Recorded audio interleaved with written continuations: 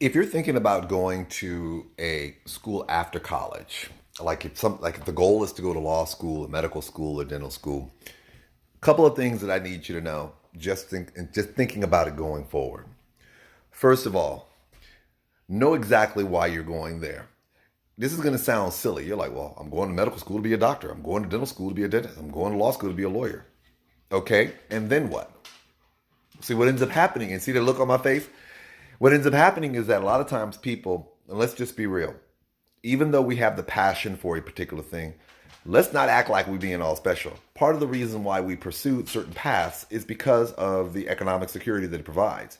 And typically what's viewed as dentistry, the medicine field, the legal field tends to be your high wage earning type of industries where kind of the degree itself comes with it, the prestige and the financial ability that's attributed to it. But what ends up happening is that people don't normally look at the long-term impact. You don't ask yourself those magical questions. Okay, so once I get there, then what? It's not like you're going to graduate from law school if you're lucky. If you graduate from law school, medical school, or something, somebody's going to say, oh, you're a doctor. Here's your job. Be well. No, you're still having to do with all the other things that comes with it. You still have to go work for someone unless you open up your own shop. You still have to put in time, put in work, put in effort and so forth.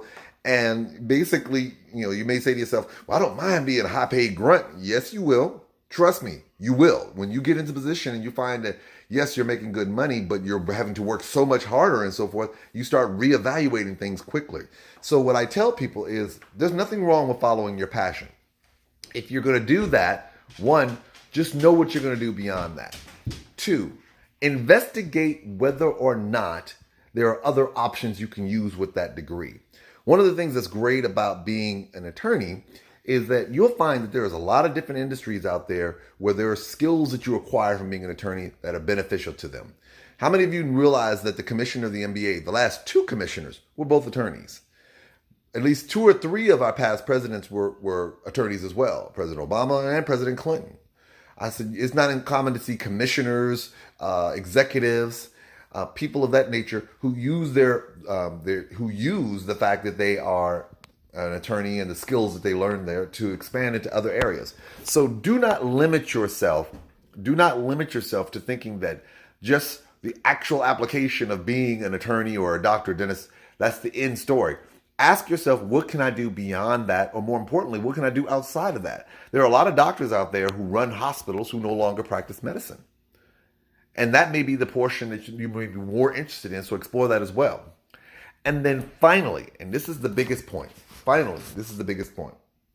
keep in mind, going after these are big financial investments, so I want you to remember, be serious about it. If you're going to commit to it, see about how you can get there in the least financially stressful way possible.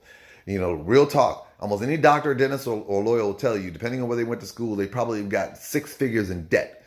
It's one thing to graduate from college with $20,000, $30,000 in debt. It's another thing to graduate with $100,000 in debt. So make sure you're smart about that.